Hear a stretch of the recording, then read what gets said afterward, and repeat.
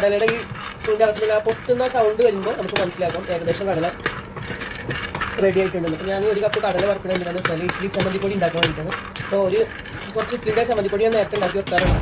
അത് ഉണ്ടാക്കി വെച്ച് കഴിഞ്ഞാൽ പിന്നെ നമുക്ക് കുറേ ദിവസം ഉപയോഗിക്കാമല്ലോ, എരിവുണ്ടാകും. എരിവിന് ആവശ്യമായിട്ടുള്ള ഞങ്ങൾക്ക് പിന്നെ അധികം എരിവ് വേണ്ട, കുറച്ച് പച്ചമുളക് മതി.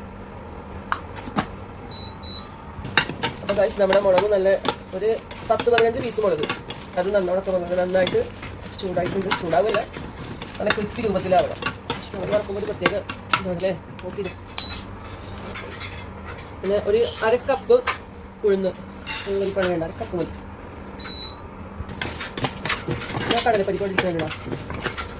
അത് ഉഴുന്ന് പരിപ്പ് ഏകദേശം റെഡിയായി വരുമ്പോൾ എത്ര കണ്ട് കടലപ്പരിപ്പും കൂടെ ഇതിനകത്ത് നമ്മൾ ആഡ് ചെയ്യണം. ഉഴുന്ന് പരിപ്പ്, കടലപ്പരിപ്പ്, വറ്റൽമുളക്, ചുവന്ന മുളക്, വറ്റൽമുളക് രണ്ട് സെയിം തന്നെയാണ്. മൂന്നും കൂടെ നന്നായിട്ട് പൊടിച്ച് നമ്മൾ കഴിക്കുന്ന സമയത്ത് ഇത് വെളിച്ചെണ്ണം കൂടെ ആഡ് ചെയ്ത് കഴിച്ചാൽ അടിപൊളിയായിരിക്കും. ഇപ്പോൾ ഇതാ ഉഴുന്ന് പരിപ്പും നല്ല അടിപൊളിയായിട്ട് വറുത്ത് വന്നിട്ടുണ്ട്. ഇനി നമുക്ക് കടലപ്പരിപ്പും കൂടെ ഒന്ന് വറുത്തെടുക്കണം. നമ്മൾ അതുപോലെ അത്ര 3/4 കപ്പ് കടലപ്പരിപ്പും എടുക്കുന്നുണ്ട്, 1/4 കപ്പിൻ്റെ അടുത്ത്.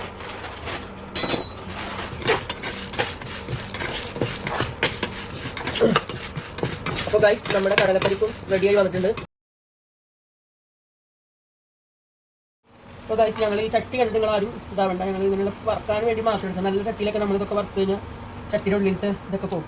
നമ്മുടെ ചമ്മന്തിയുടെ മെയിൻ ഇൻഗ്രീഡിയൻസ് എന്ന് പറഞ്ഞാൽ നമ്മുടെ കറിവേപ്പില തന്നെയാണ്. പക്ഷേ കറിവേപ്പില എന്താ പറയുക, അത്രയും നമ്മുടെ ശരീരത്തിൽ നല്ലതല്ല. അപ്പോൾ നമ്മൾ കഴുകി വൃത്തിയാക്കി നന്നായിട്ടൊന്ന് വറുത്തെടുക്കാം. അപ്പോൾ നമ്മളത് ക്രിസ്പിയായി കിട്ടിക്കഴിഞ്ഞാൽ നന്നായിട്ട് പൊടിഞ്ഞ് കിട്ടും.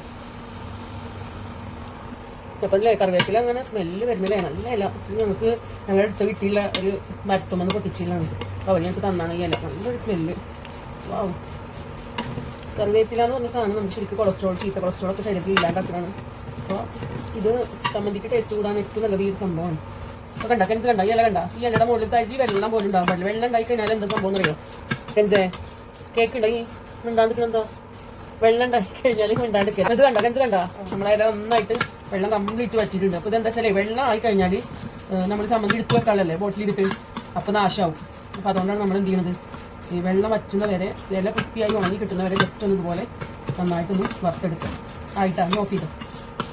ഇതുണ്ടോ, നമ്മളിങ്ങനെ പിടിക്കുമ്പോൾ ഇങ്ങനെ പൊടിയണം ഈ സാധനം, അല്ലെങ്കിൽ എന്താ പറയുക, ഉണങ്ങിയിട്ടില്ലെങ്കിൽ നമുക്ക് ചമ്മന്തി ഇടുമ്പോഴേ പ്രശ്നമാണ്. അതുകൊണ്ട് നമ്മളിങ്ങനെ ഇതാക്കുന്നത്. ഓഫ് ചെയ്ത് പോലെ അപ്പോൾ ഇതെല്ലാം വറുത്ത് വെച്ചിട്ടുണ്ട്. ഇനി ഇതൊക്കെ ഗ്രൈൻഡറിൽ ഇട്ടിട്ട് കടല ഞാൻ അതിൻ്റെ തൊലി കളയാൻ വേണ്ടി നന്നായിട്ടൊന്ന് ഇതാക്കി കളഞ്ഞ് തൊലി കളഞ്ഞിട്ടാണ് വറുത്ത കടല നന്നായിട്ടൊന്ന് ഗ്രൈൻഡറിലിട്ട് നന്നായി ഒരു നല്ല മാവ് പരുവത്തിലാവരുത്, ഒരു ക്രിസ്പി രൂപത്തിൽ ഒന്ന് പൊടിച്ചെടുക്കുക. പൊടിച്ചിട്ട് നമുക്ക് പിന്നെ ബോട്ടിലാക്കി വെക്കാം. സംഭവം അടിപൊളിയാണ്.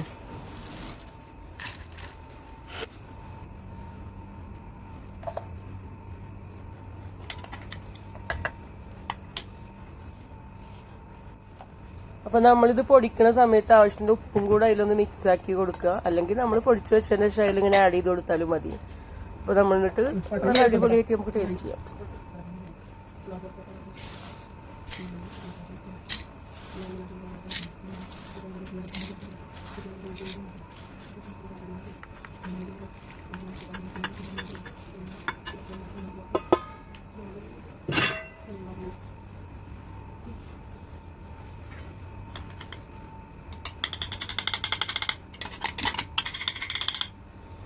ഇതുപോലെ ഈ ഒരു പരുവത്തിൽ നമ്മൾ നന്നായിട്ട് പൊടിച്ചിട്ട് വെച്ചിട്ടുണ്ട്. ഇനി ഇത് നല്ലൊരു ഗ്ലാസ് ബൗളിലാക്കിയിട്ട് നമുക്ക് ഫ്രിഡ്ജിൽ വെക്കണമെങ്കിൽ ഫ്രിഡ്ജിൽ വെക്കാം, അതല്ല റൂം ടെമ്പറേച്ചറിൽ വെച്ചാലും മതി.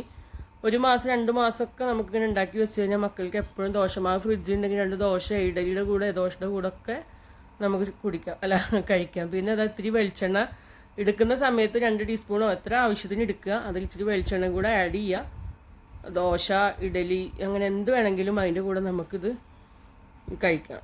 നല്ല ടേസ്റ്റ് എന്ന് പറഞ്ഞാൽ ഒരു പീനട്ടിൻ്റെ ഒക്കെ ഒരു പ്രത്യേക കറിവേപ്പിലയും പീനട്ടൊക്കെ കൂടിയിട്ടുള്ള ആ ഒരു ടേസ്റ്റ് എന്ന് പറഞ്ഞാൽ പറഞ്ഞറിയിക്കാൻ പറ്റില്ല. എല്ലാവരും ഇതുപോലെ ഉണ്ടാക്കിയിട്ട് കുട്ടികൾക്ക് കൊടുക്കുക.